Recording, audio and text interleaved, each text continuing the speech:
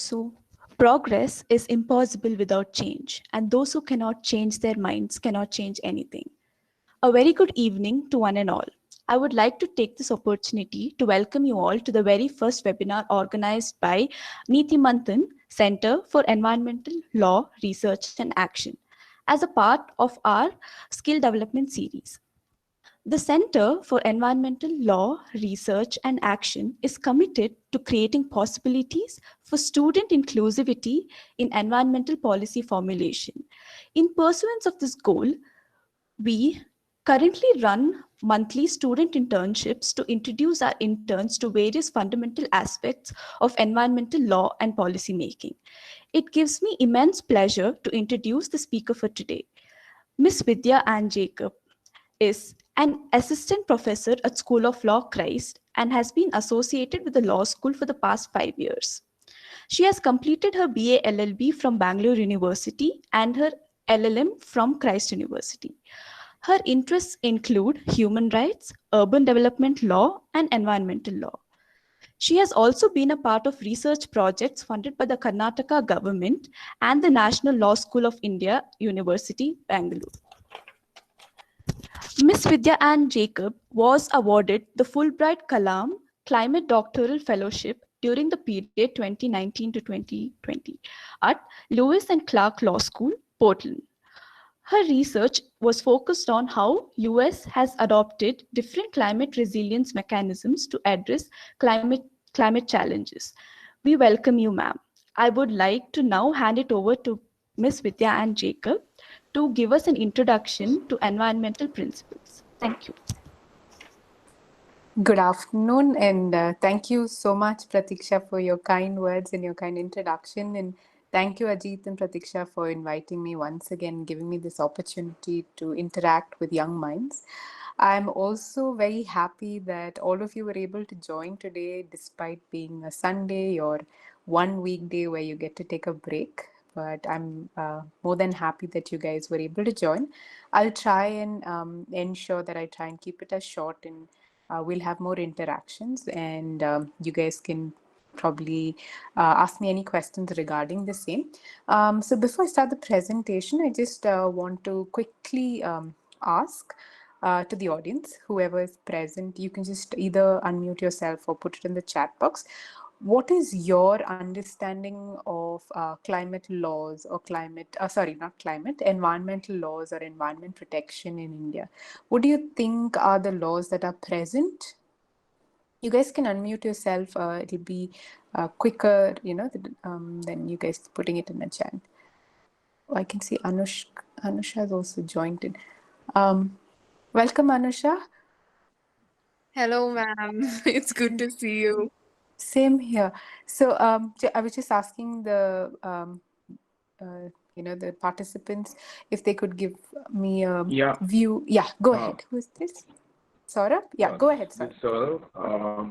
I want to put forth that environmental law, like if we consider the 2 points, like the economic point and environmental point, then the environmental point has a less flexibility in the terms of law and foundations, and because it lacks in like that of the economic nature of thing, and it is more in the form of conventions, international treaties, protocol, Kyoto, and all, not in the form of the national legislation where the parties are bound to follow, or the citizens are bound to follow. They can going on violating without any consequences.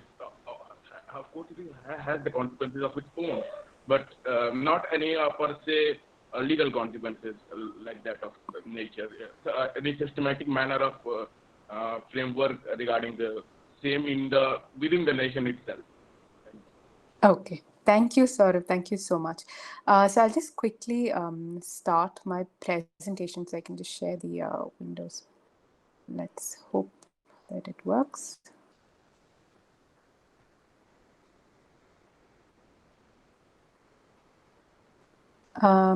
I hope all of you are able to see the slide. Can you see the slide? Okay. Yes, ma'am. Okay, perfect.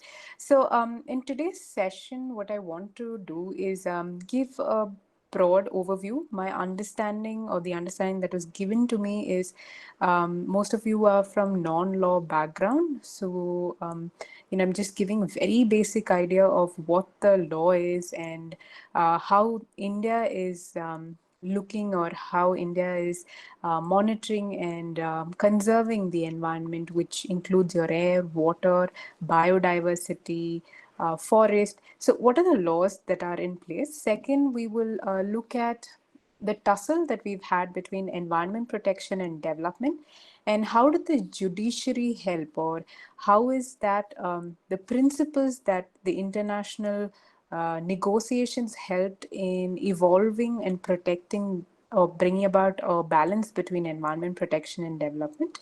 And then I'm just going to touch upon the environment impact assessment. I know all of you would have come across the draft bill that was moving around a couple of months back, and I'm just going to give you a brief overview of it, and the role of NGT, and why was NGT, or the National Green Tribunal, required when we already had the Supreme Court and the High Courts who were looking after the environmental cases. So it's a very broad and in bird's eye view of how environment is protected in India. And probably, if given a chance further, I would go into specific legislation, as in when you guys require. Please feel free to stop me at any point if you guys find it difficult to follow. Now, if you look at the laws, or if you look at what are the regulations that we have in India, it's basically under two legs. One, we have our Constitution of India, which protects the environment. And second, we have the statute. Now, when you say the Constitution, before the 42nd Amendment, there was no inclusion of the term environment or duty cast on citizens or on the state for protecting. But it is post the 42nd Amendment that we saw that India felt, or the legislatures felt, that there is a need to protect the environment. Now, another interesting thing about India is that India is one of the very first and few countries globally who has incorporated environment protection within the ambit of the Constitution. So, in the coming slides, I will also take you through how the judiciary has intervened and made right to environment a fundamental right. So if you just look at the second part of the slide, you will see the number of legislations we have. Again, this is not the comprehensive list. We have more legislations than this, but these are the basic underlying legislations. So we have the Environment Protection Act, which is termed as the umbrella legislation. Then you have your Water Act, your Air Act, Forest Act. Then you have the National Environment Tribunal Act. So right now the NGT was amended from the 1995, and now it is a 2010 Act that we follow. So prior to that we had the National Environment Tribunal Act. Then you have something called the Public Liability Insurance Act and Amendment. The reason why that is important is post the Bhopal gas case. So basically, if you guys remember, there was a tragic that happened in India because of a Union Carbide company, which is an American company. And at that point of time, India was not equipped to hold a hazardous chemical plant liable for their wrongs. And the government was not in a position to pay or make good the loss to all those people who lost their lives. So, post the Bhopal gas tragedy, the judiciary and the legislatures felt a need to revive the existing legal frame we have on environment, and that is how the Environment Protection Act came in 1986. Now, in the particular slide, you'll also see that the Water Act and the Air Act was, was implemented, or came into force prior to the umbrella legislation. The reason being, so when India became a party to the Stockholm Conference on Human Environment in 1972, and we ratified it, we have an obligation to ensure that we pass a domestic legislation. That was one reason. Second, there were 7 states who wanted a common legislation which was to regulate the water resources in India, considering water is a state list component. So when these states came together and under Article 249 of the Constitution, there's a provision which says when there's two-third majority voting and stating they need a state list entry to be amended and the legislator to make a law, the legislator makes it for the whole country. So in that context, we had the Water Prevention and Control of Pollution Act. Then we also had the Air Prevention and Control of Pollution Act, which came in post the Stockholm Conference. Now, these were the main two legislations which were looking at the environment, which is basically looking at your water and your air. But we didn't have anything to regulate the land or the soil. So that is when the legislators felt that we need an umbrella legislation exclusively to monitor environment and environmental hazards. And that's when the Environment Protection Act of 1986 came in. So, like I was stating earlier, the main two wings or the two pillars for environment regulation and protection is the Constitution of India and the statutory provisions. So I will just quickly tell you a little bit about the Constitution and how the Constitution gives emphasis to the environmental components. So as all of you might have heard or all of you have seen how our India works, it's more of a federal form of government. So it's a quasi-federal structure that we have, and which basically means there's division of power between the center and the state when it comes to certain matters. So in the seventh schedule, which talks about distribution of power between the center, state, and the concurrent list. So in the union list, so I know that these numbers, especially to non-law students, might seem really bombarding and you can switch off. So anytime you feel like switching off, let me know. I'm going to skip the slide and tell you something more interesting. But just to quickly tell you guys as to how this works in India on environmental norm. So under the union list, so you'll see there are a lot of entries like 52, 53, 54. You'll be wondering what all these are, right? So entry 52 is talking about industry. So any law, regulation dealing with industries or corporations are undertaken by the central government. 53 talks about regulation and development of oil fields. So on and so forth. Each of the entries have their own regulation. So 54 talks about mining. 56 talks about development of interstate rivers. So if you guys remember, I told you about the Water Act, right? So even before the Water Act, we had the River Boards Act, the Interstate River Disputes Act, which came in. But both of them were not very successful, and that is why the states felt, yes, we need a legislation to manage the natural resources, and that's how the Water Act was born. Then in the state list, you will see that entry 6 basically talks about health, 14 talks about agriculture, 21 talks about fisheries, 23 is mines and minerals, and 24 is industries, but subjected to your central government's approval. Now, when you come to the concurrent list, you have your forest, you have wildlife, and economic and social planning, which has been given to both the center and the state governments. Now, this distribution of power or the allocation of these lists or these subjects has been inspired or has been evolved or we've been influenced from the Government of India Act of 1935. So we had the similar provision there, and the same thing has been adopted by the constitution makers, and we have it here also. Like I stated earlier, it is the 42nd amendment, which is very important when you look from an environmental perspective, because it's only after the 42nd amendment you see the mention of environment in the constitution. I will come to both these provision in a minute.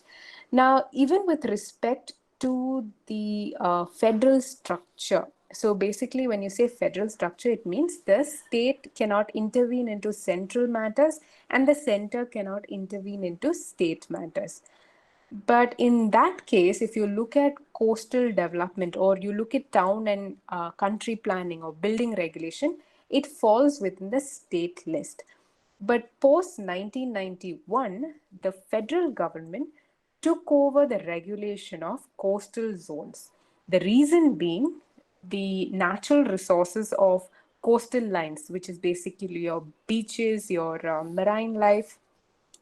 The central government felt that the state governments were not giving proper recourse or was not protecting the coastal lines, due to which there was degradation or encroachment by private parties.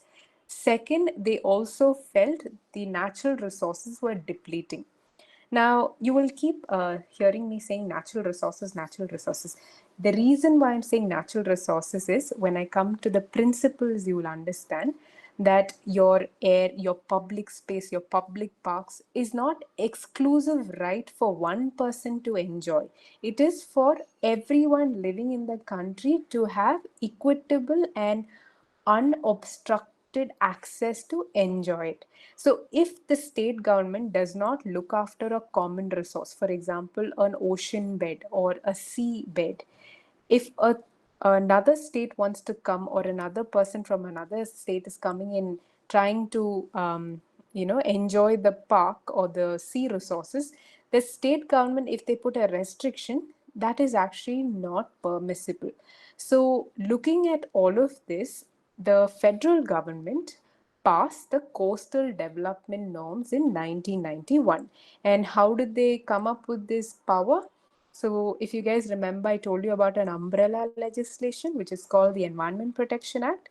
So under the Environment Protection Act rules, the legislature has given delegated power to the center to make laws, even when it comes to state aspect. So it's as per that the coastal norms of 1991 came in.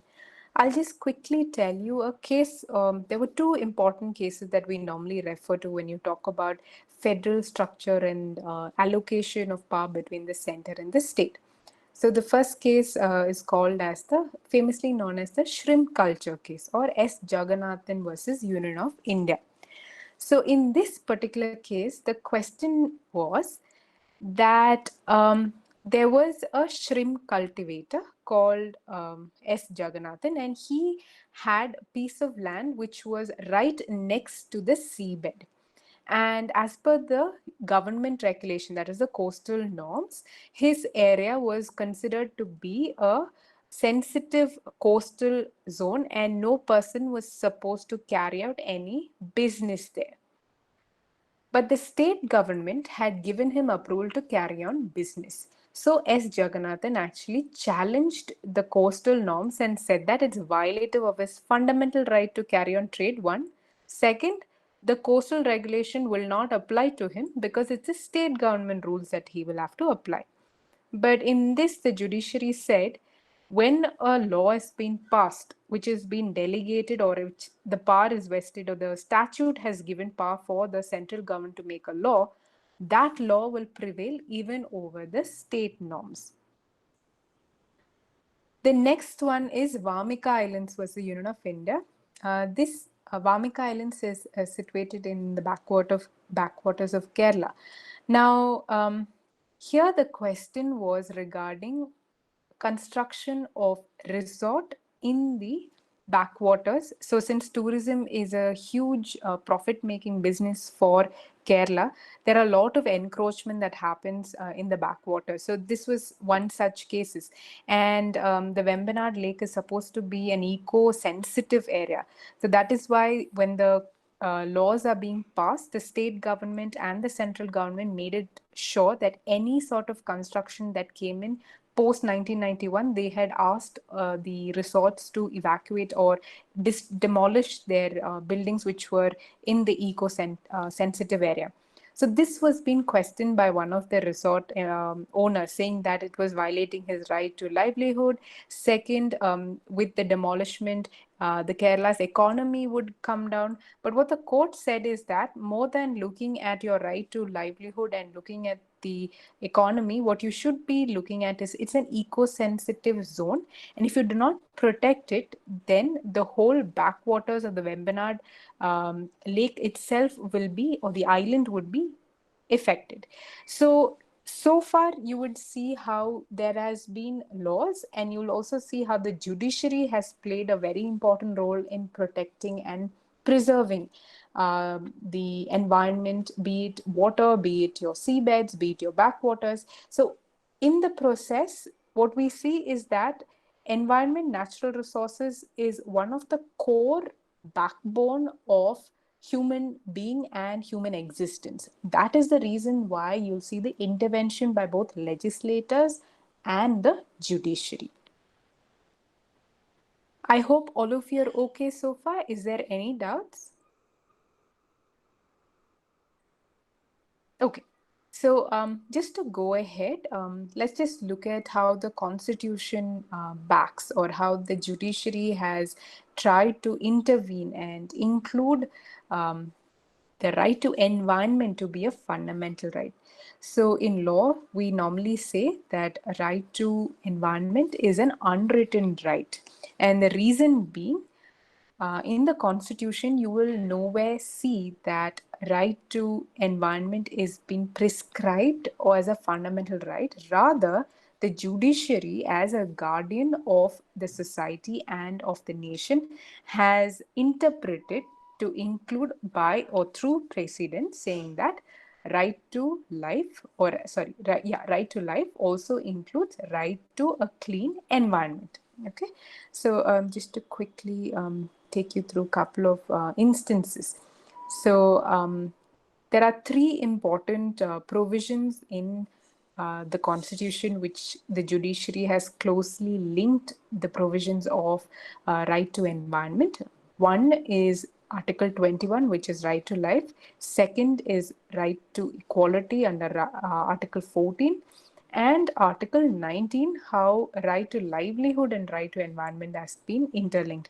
I'm not going to go through all of that, but just a quick understanding of how and why the judiciary felt a right to life should include right to a wholesome environment. So the first ever case that came before the judiciary with regard to right to wholesome environment was in Rural Litigation Entitlement Kendra Dehradun versus State of UP.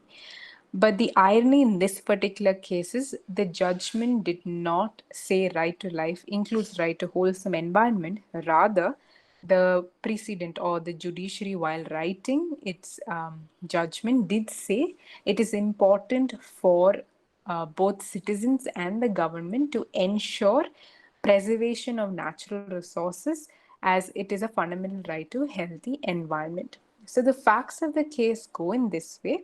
So in Dehradun, there was a quarry mining, and it was an illegal quarrying that was being done by an industry. Now, surprisingly, the state government did not intervene into this licensing or questioning them about this illegal mining. And the mining was causing harm not just to the ecological area in Dehradun, but also the pollution caused from the mining industry were harming the citizens. But when it went to the Supreme Court for hearing, the petitioners and the respondents did not bring up the issue of right to life to include right to wholesome environment. Rather, they were debating about whether licensing given by the state government was valid or not. But the judiciary did intervene and say that licensing should be under the state government, and they should ensure that it is not just restricted to development, but you should also ensure environmental needs are looked into. Now, the first ever case that the judiciary actually mentioned or stated right to life to include right to a clean air and clean water was in Subhash Kumar versus State of Bihar. Now, this particular case you will see is a little bit of a twist and a turn. The reason being, when you hear the facts, you'll understand. So, in Subhash Kumar versus State of Bihar, the facts go in this manner. Kumar was a industrialist who used to collect sludge from iron industries. So there was a Tata iron and industry manufacturing unit who used to dump their treated iron effluents or the sludge into the Bokaro River. Now, Subhash Kumar filed a public interest litigation stating that the Tata Industries effluents were causing harm to the people living in and around the Bokaro River, and the water was contaminating, and it was violative of right to clean and potable drinking water. Now, in this case, the courts did say yes, the Tata Iron and Steel Company should take into consideration the effluent that is being dumped, and they should treat it well before dumping their waste as per the statutory norms. But they also dismissed the public interest litigation filed by Subhash Kumar with regard to compensation to be given, considering that Subhash Kumar's case was not of a public interest, it was his personal interest. The reason why he brought this particular case before the court of law was because he was trying to get a contract with the Tata Industries for collecting the sludge for his own industry, and Tata Industries refused to do it. So to take revenge, he actually went ahead and filed this PIL. So the PIL was kind of struck down, but the courts did look into the aspect of the sludge being dumped into the Bokaro River, and it's for the first time the courts, through the precedent, said right to life includes right to enjoy a wholesome environment, that is, right to clean air and water. Now, like I said, 48A and 51 AG are two important provisions which were brought in the Constitution post the 42nd Amendment. So, under 48A, the DPSP, the Directive Principle of State Policy, states that the state shall endeavor to protect and improve the environment to safeguard the forest and wildlife of the country, which basically means there's a duty cast on the state, which could be the central government, the state government, to protect the environment and the forest. Now, if you look at 51 AG, that gives a fundamental duty on the citizens. So there is a duty cast on each and every citizen in India to ensure that your environment, your forest, your lakes, your lakes and your wildlife are preserved and not destroyed. Now, okay, these are some of the other laws, but I will come to each of it considering my time and the discussion part. So I was asked to give a little bit of importance or emphasize on the principles. So I'm going to do that. And maybe if I get another session with you guys, I can take you through each of the acts. But like I said, please do remember that the main legislation governing environment in India is always the Environment Protection Act. So your Forest Act, your Wildlife, your Water Act, Air Act, all of them come under the Environment Protection Act, even though they're independent legislation governing specific areas of the environment. It is all coming under the main umbrella legislation, which is the Environment Protection Act. Now, before I go into the principles that the judiciary and the environmental law has incorporated into this statute, I will tell you about one of the doctrines that India is very famous for in deciding cases is the public trust doctrine. Now, the essence of public trust doctrine basically means any of your common resources, that is your air, your water, your ocean bed, which is not within a jurisdiction of a particular country, are all common pool which has to be protected and preserved for everyone's use. You cannot exclude somebody. And this doctrine is basically evolved or has evolved in the Roman Empire, and it is from the terms res nullius and res communis, which if you're a law student you would have studied under jurisprudence, which means it's no man's property or it is every man's property. That is the crux of what public trust doctrine in the Roman Empire meant.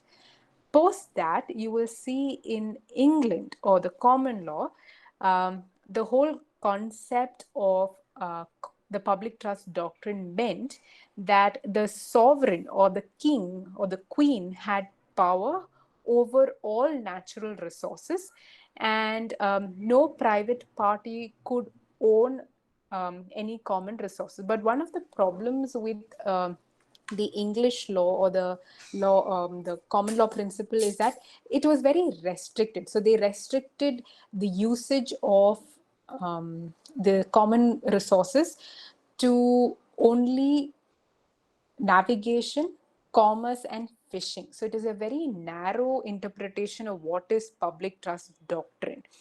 And if you actually look at the first time a court actually interpreted this doctrine in England, it was a washerwoman's case. So this washerwoman, she was obviously her work was to collect clothes from the neighbors, and that was her sole livelihood. So she used to wash this on the stream right next to her house. And it so happened that her neighbor stopped the flow of the river to her side because they didn't want her to contaminate the water.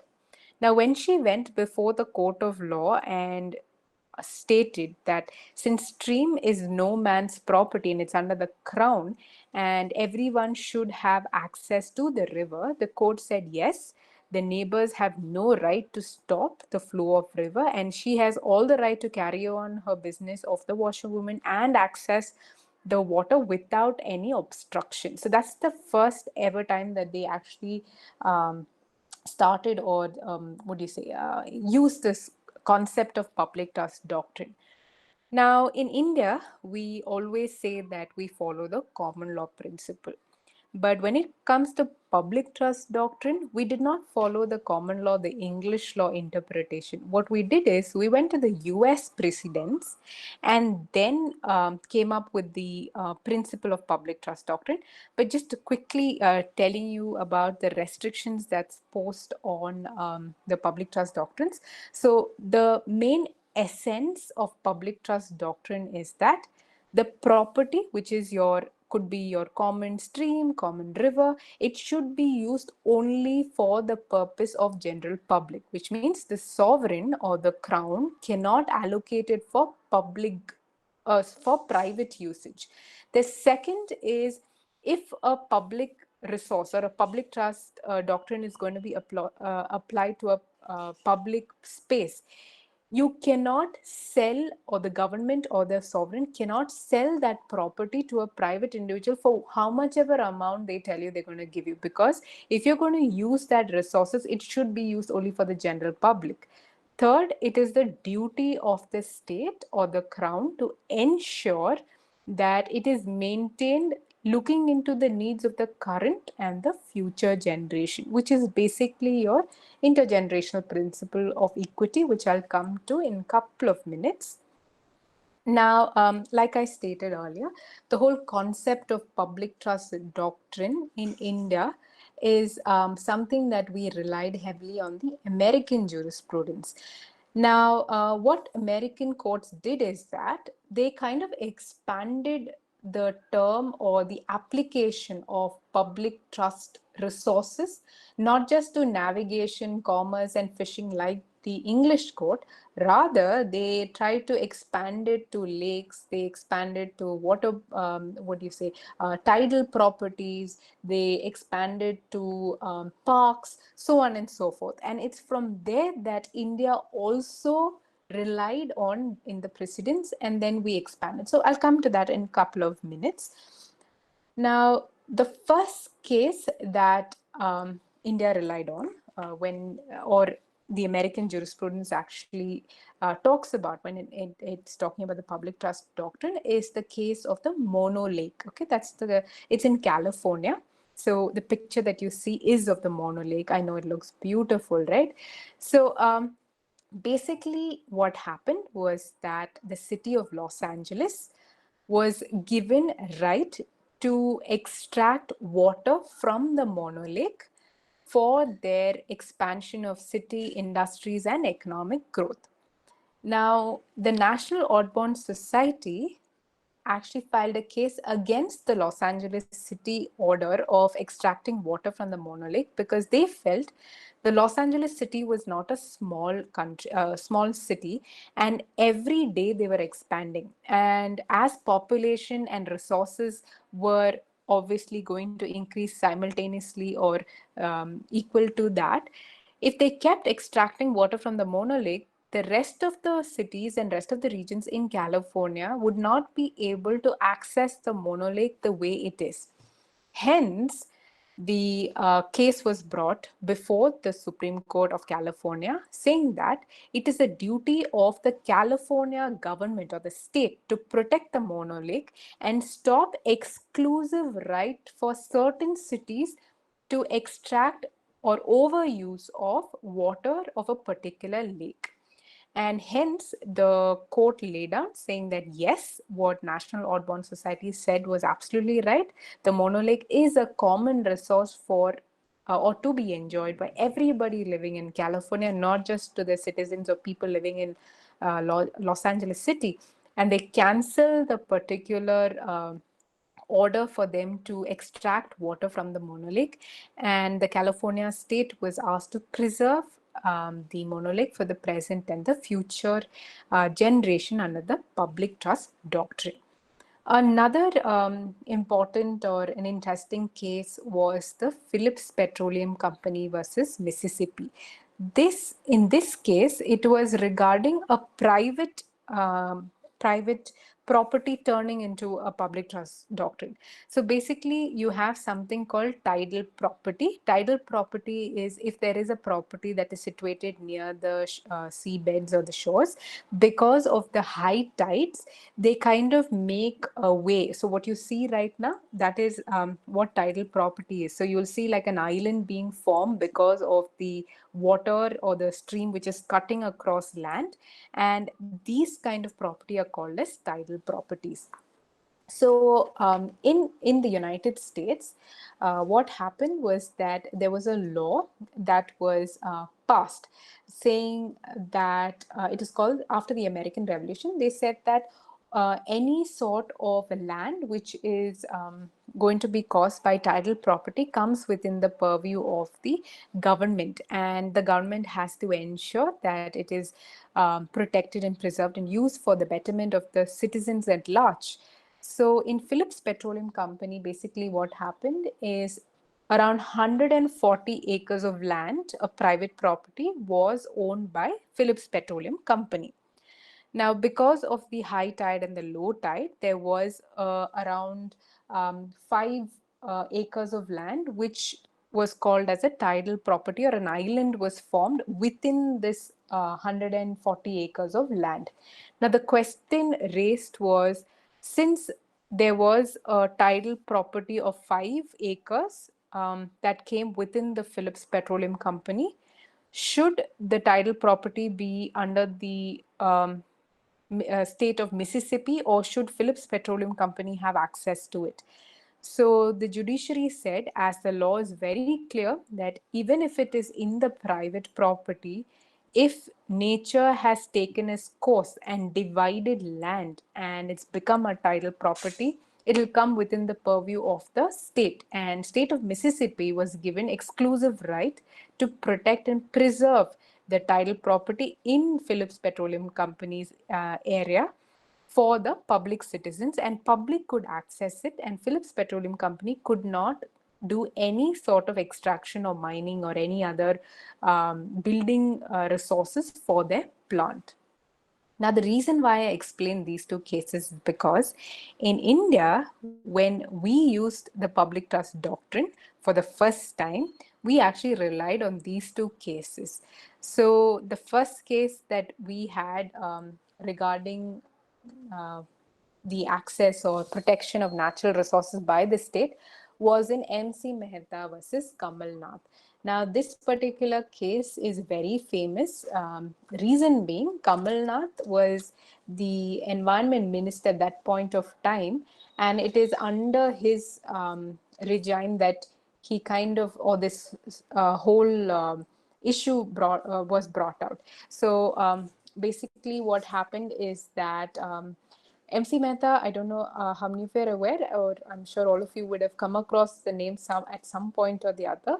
He is an environmental activist and a lawyer, and you will see an umpteen number of cases that's coming under his name. The reason being, he is one of the leading lawyers who've filed I think numerous public interest litigation fighting for the nature and the environment.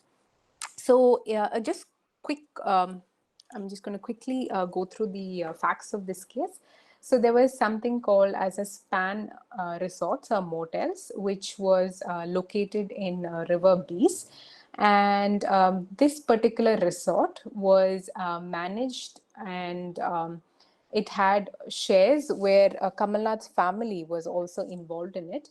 And they got approval to kind of encroach into the forest land as well as the river bees, and for the expansion of their resorts. And when they did that, what happened is the course of the river bees kind of changed, and that was causing harm to the region. And this was being questioned by MC Mehta, asking whether a motel or a resort could be given a government approval to encroach into a public resource, which is a forest or a river.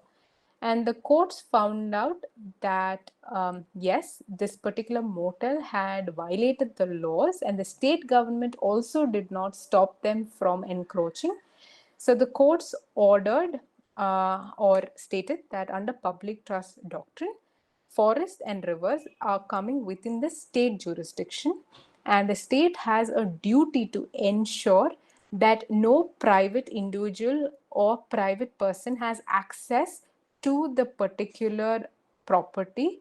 Considering if such an access is given, you are restricting the public at large from entering, and hence they directed the motel to reinstate the course of the river Bees. One second, they also used a principle called polluter pay principle, okay, which I will come to in a couple of minutes. So it basically means whoever causes harm to the environment, they have to pay for the loss that is being brought out. So they were charged with polluter pay principle, and the government was asked or instructed to protect and restore the forest and the river bees from the amount that they got from the span motels. Now, if you come to the principle of public trust doctrine in India, you can actually bifurcate it, or you can divide the way the principle of has been used by the judiciary.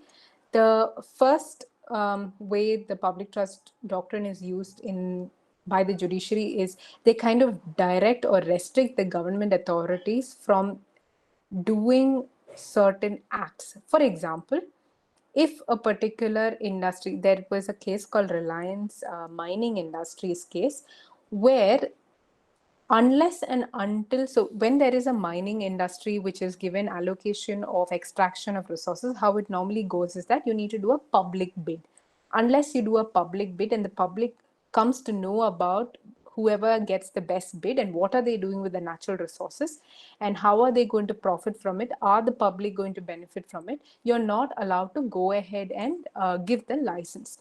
So the government authorities are restricted from hiding or not publicizing the allocation of resources. That is one. Second, affirmative duties of the government.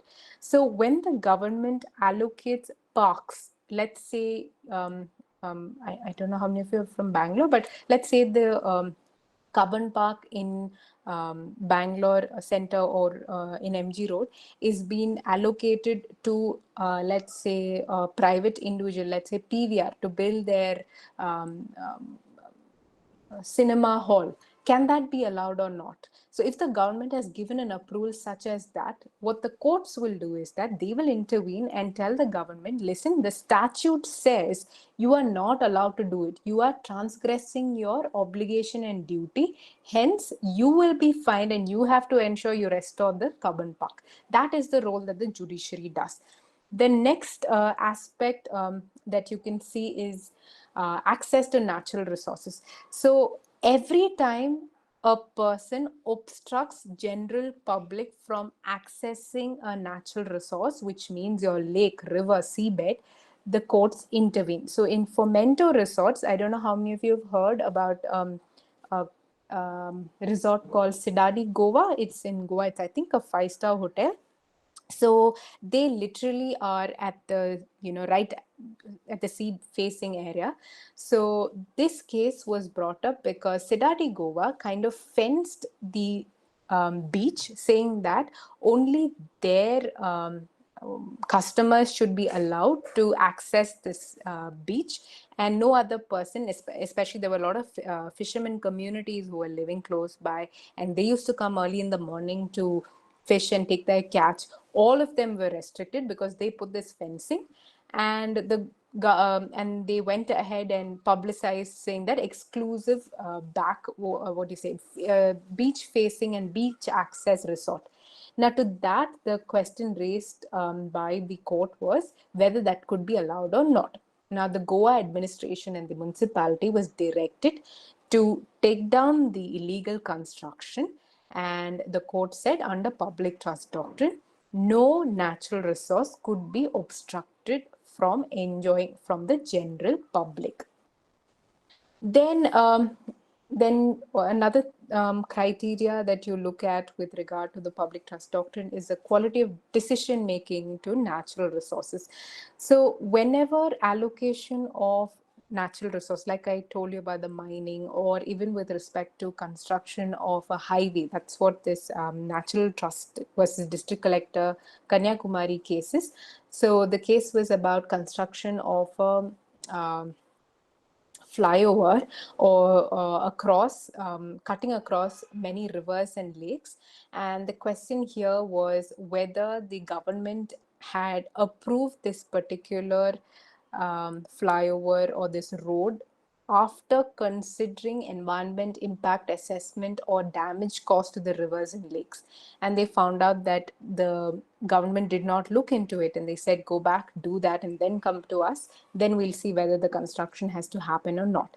And the next thing that the judiciary ensures is that they try and ensure that all the allocation of resources that happens by the government is always transparent and non-arbitrary. And the next thing is they ensure that the decision is always made keeping in mind the current and the future generation. Okay, I think I have 5 more minutes. So what I'll do is I'll quickly just tell you guys the principles, and then probably we could have a discussion. And if there's any confusion, I can always come back to you guys or mail me. I'll be more than happy to tell you guys. So when it comes to environment protection and development, there are certain principles that the judiciary and the statute has incorporated to ensure sustainable development, or to ensure a balance between development as well as environment conservation.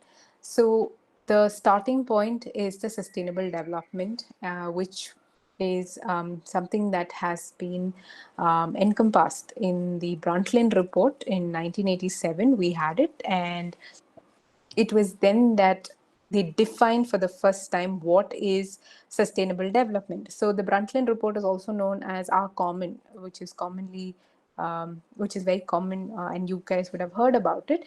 So in that, you will see that they defined sustainable development as development that meets the need of the present without compromising the ability of the future generations to meet their own needs. Now, from this definition, what I can tell you is that there are basically 2 important aspects that they're trying to say. One, they're saying when you're using a resource, you're not just looking at your needs, but you're also going to look at the needs of your fellow being in the current generation. Second, they're saying that you're not just going to look at your current generation, you should also ensure that the future generation has something to look up to.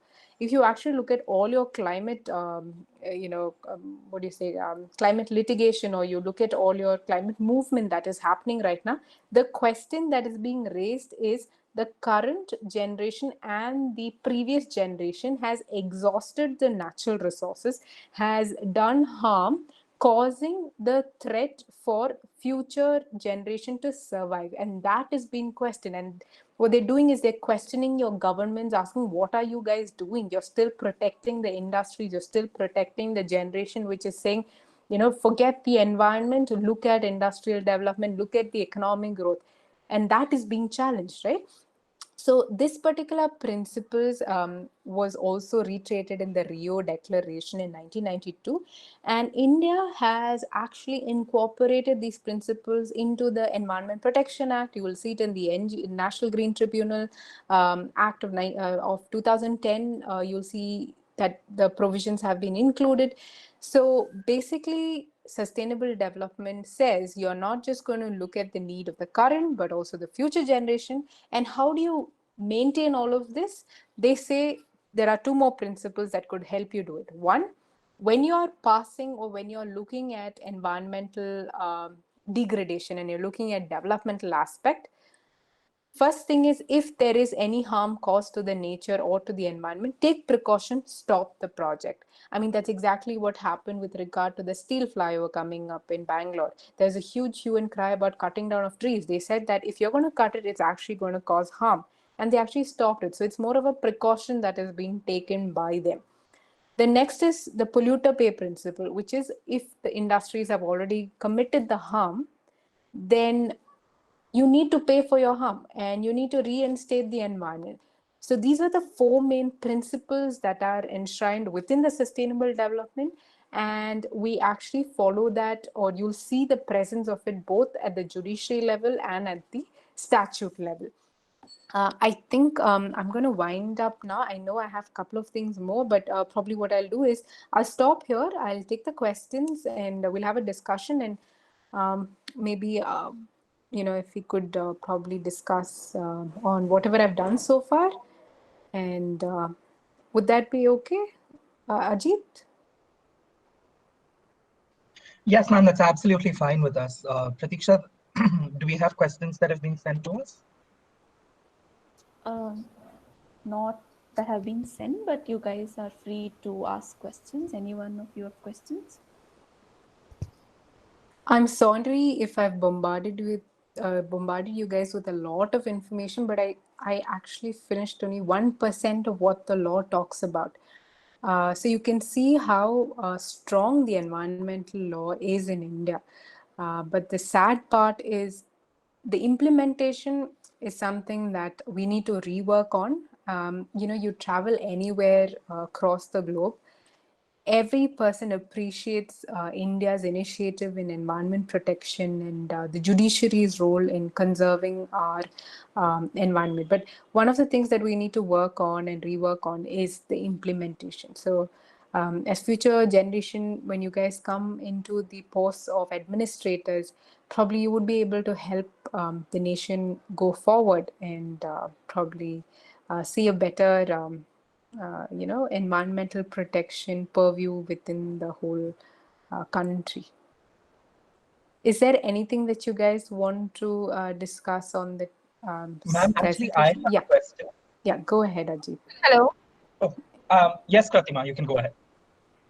Yeah, Ajit, you please go on. I'll continue later.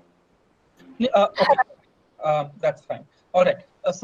Ma'am, my question is, you were just talking about how the judiciary has such a great role to play in Indian environmental lawmaking. But my question is, isn't the judiciary's role much later? Shouldn't there be a well-functioning check and balance mechanism before such matters or before environmental matters even reach the NGT or the judiciary? Because once it reaches the judiciary, what we're actually trying to do is just compensate the loss. We cannot, in a lot of cases, restitution is not possible. So in that situation, isn't India sort of like lacking a proper environmental law structure in itself?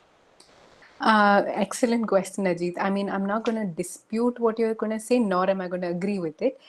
So we do have a very comprehensive legislation on environmental law. So if you ask me, do we need to amend it? No, we don't need to amend it. We have one of the strongest environmental laws ever. And we do have the Central State Pollution Control Board. We have the state pollution control boards who are looking after the pollution and the approvals when it comes to industries and with regard to the plants. But yeah, so before coming to the judiciary, yes, we do have a process that's happening. So none of that is shown to you guys. It's never coming out in the public as much as it should. But yes, our municipality, local level governments are doing quite a bit. Like if you just take examples, let's just take example in let's take Gujarat, for example. If you look at the initiatives that they've done at the local level just to enhance energy efficiency and renewable energy, just to decrease the emission level, it is quite remarkable. So, what is coming out is when the statute is not able to, or when there is some sort of uh, a violation by the administrator, that's when the judiciary picks up. And yes, the judiciary is going to come in only when the statutory remedies or the statute or the duties by the officials are not complied with. So the first time when you're going before the court of law, what the judiciary actually does is they ask you whether you've exhausted your remedies under the statute. And if not, they don't admit it. So what you said is absolutely right. And yeah, we have an excellent and a comprehensive environmental legislation. I will not say that we need a revamp of it. It's only about how it has been implemented. You know, do you think there should be some sort of an accountability on the administrators? I mean, we don't have it right now, but do you think that would make it more feasible? Do you think that will work? I mean, I'm just thinking out loud. It's not that it has to, but if you keep accountability on the administrator, saying that, you know, if you violate this, you are out of your job.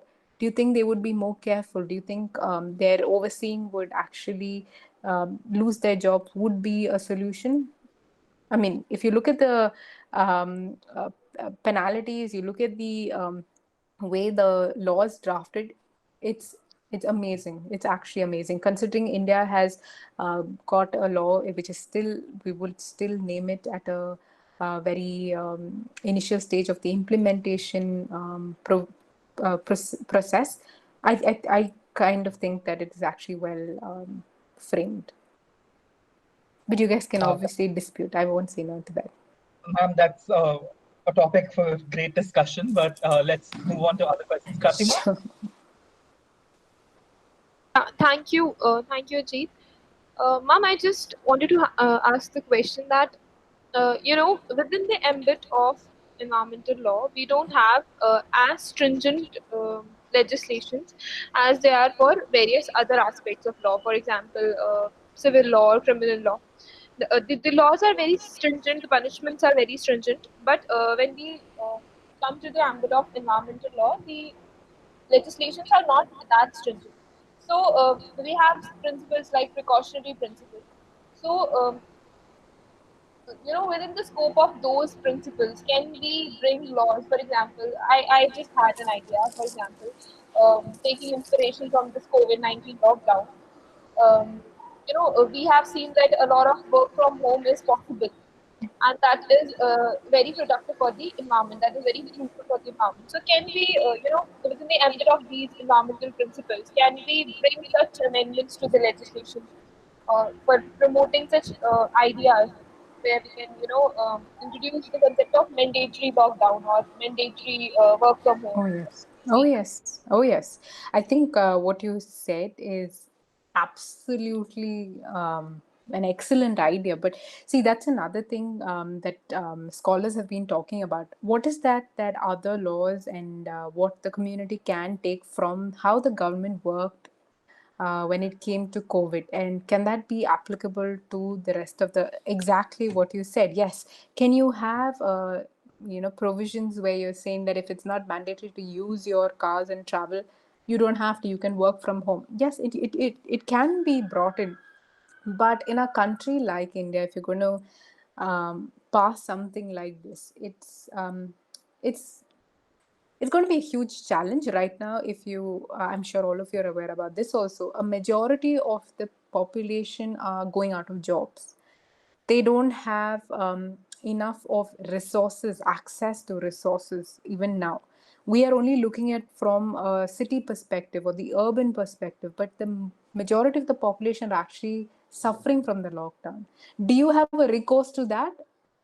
And then will you try to look at the amendments? Then yes, it will be a very innovative and brilliant idea to actually bring out something like that. But if you look at the economy at large, if you look at the losses that we've incurred, if you look at how it's impacted vulnerable communities, so here what we have to be looking at is how is the community who are the most vulnerable affected. When I say vulnerable, I am not talking about just the rural people. It can even be a disabled person. So again, when I say disabled, it doesn't mean just physically disabled. It could be even a person who's not given rights before the society or recognized because of their gender.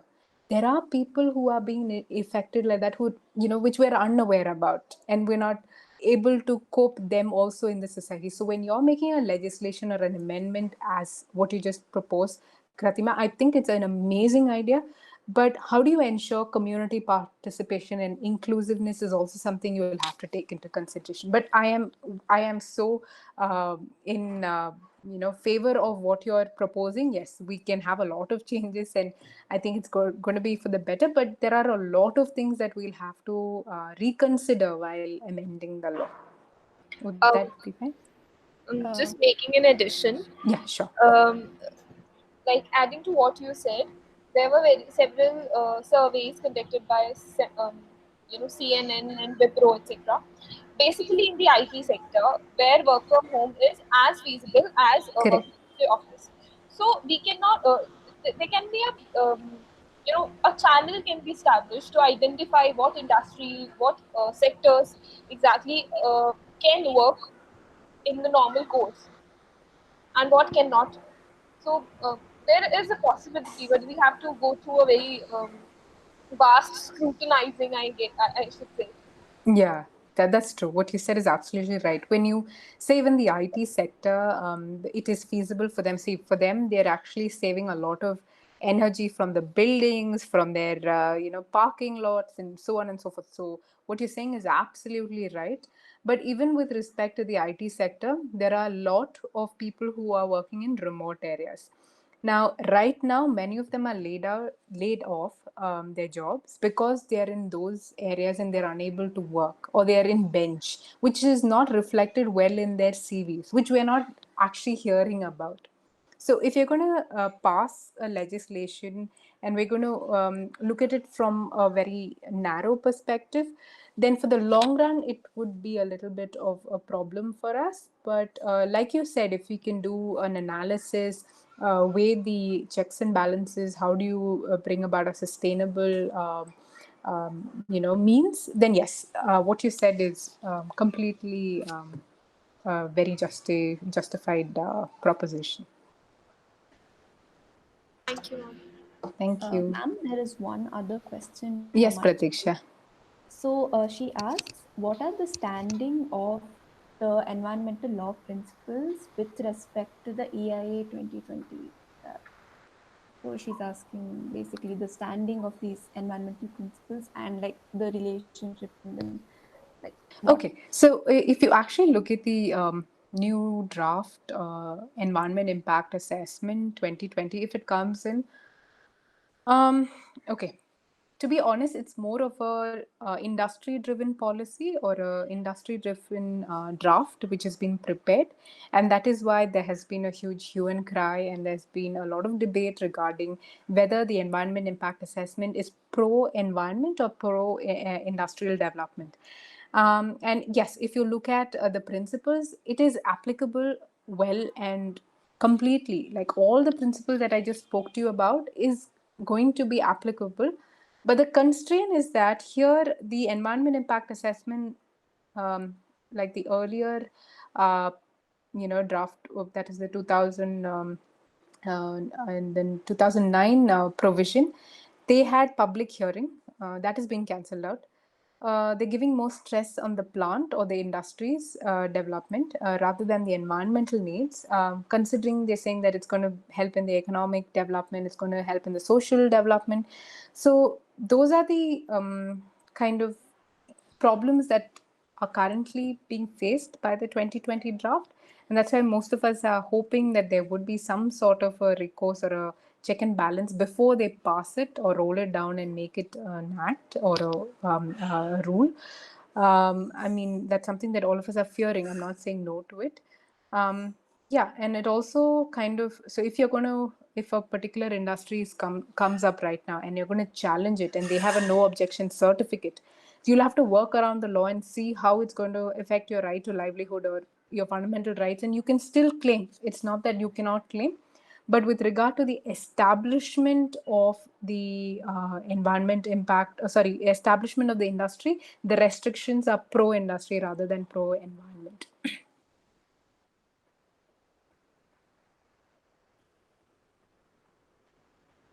Is that fine, Pratiksha?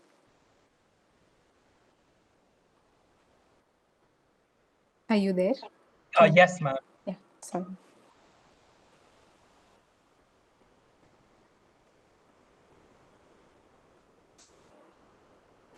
Hello, am I audible? Yes.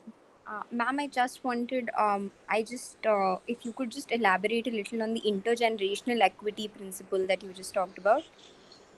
Yeah, for sure, for sure. Intergeneration. Okay.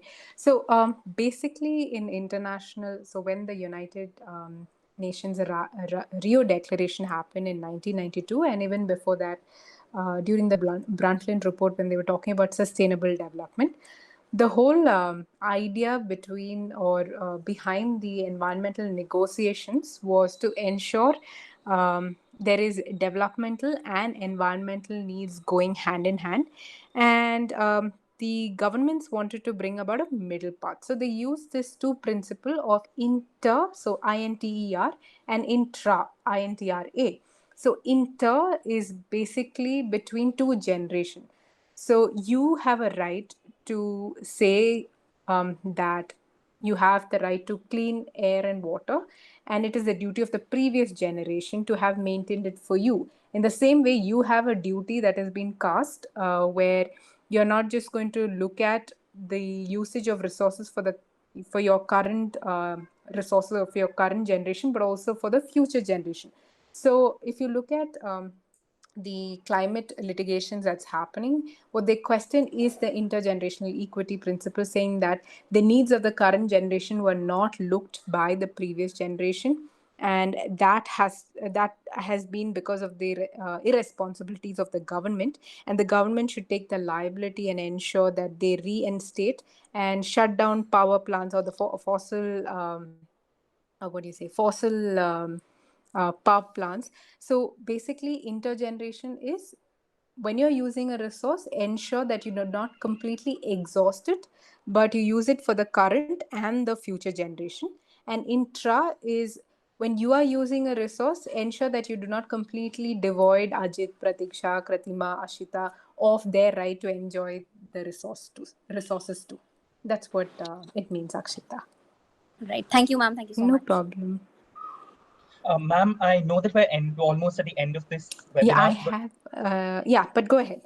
There's one really small question. I'm so sorry, but it's very interesting. So only if you know about this judgment, it's a very recent judgment. Ma'am, the recent so Asta asks, what are your thoughts on the recent decision of Friends of the Irish Environment versus the Government of Ireland? It's a recent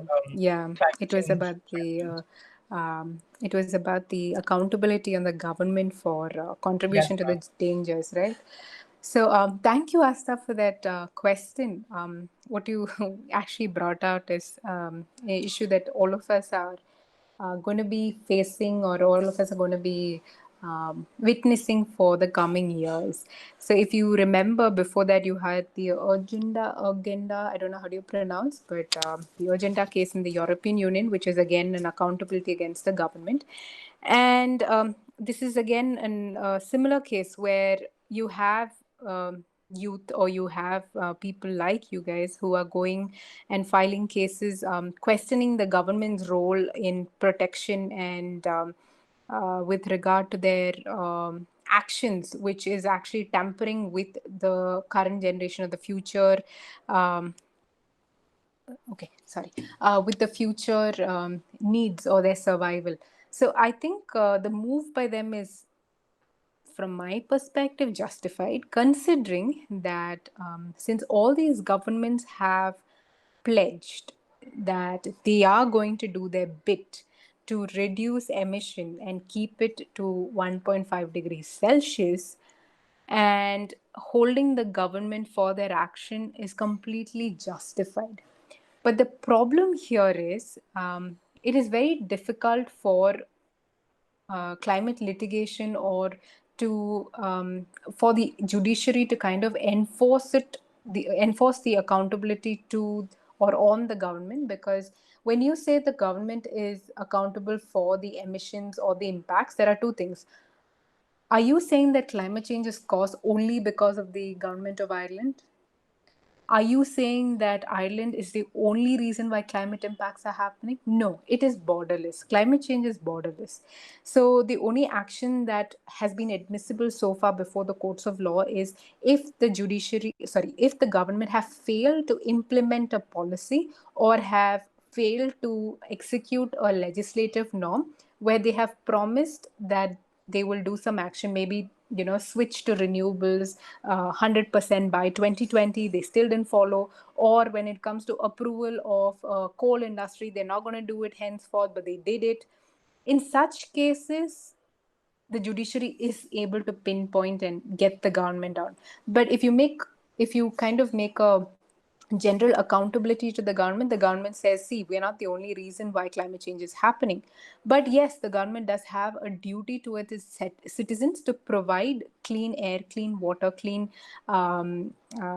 environment. And I don't know if you guys have, if you get a chance, please read this article by Shibani Ghosh. It was on climate litigation in the global south, where she says that the new trend that is going to be coming up with regard to climate litigation is when you are holding governments liable is with regard to saying that can you actually amend the constitution to say right to life, like how we just have right to clean environment? Can you have a provision saying right to life also includes right against or right to be protected against climate impacts? These are things that's actually coming up and will come soon even in India. But yeah, with regard to the government of Ireland, this is one of the issues. It's not just for the government of Ireland. Any government you try to pinpoint or say accountable, I mean, that's exactly what happened in Ridhima Pandey's case also before the NGT. She was trying to hold the government liable, saying that, climate impacts are going to cause harm to her future and to the future generation.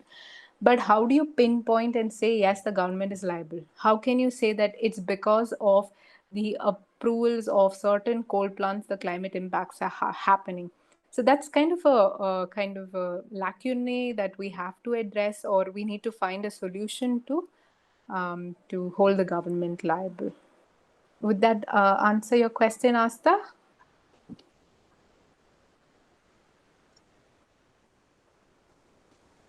I don't think Asta's able to. Okay. Yes, ma'am, that has answered her question. Okay, Asta. Before we conclude, I'd just like to take this opportunity to thank you so much for joining us for a second lecture. I think all of our interns and everyone else who's joined have gained a lot by sitting in this webinar and learning about the basic principles of environmental law and policy. From inside the classroom environment to learning from you on online platforms today, Pratiksha and I personally have learned a lot, and we thank you so much for that.